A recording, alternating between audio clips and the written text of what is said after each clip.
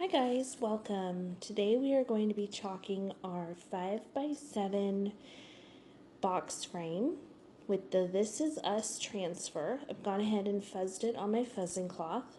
This allows me to pick up a little bit of fuzz or lint and helps me pull the transfer off of my surface that much easier.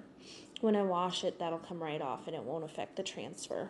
So I've used our peacock paste, squeegee it on, scrape the extra off, put the extra right back in the jar, and then peel off the transfer. You're going to go side to side or top to bottom, never diagonally. Diagonally can stretch the transfer. And then I have some of these wood flowers that I picked up. So I'm going to grab my glue gun and just position them here. I've glued them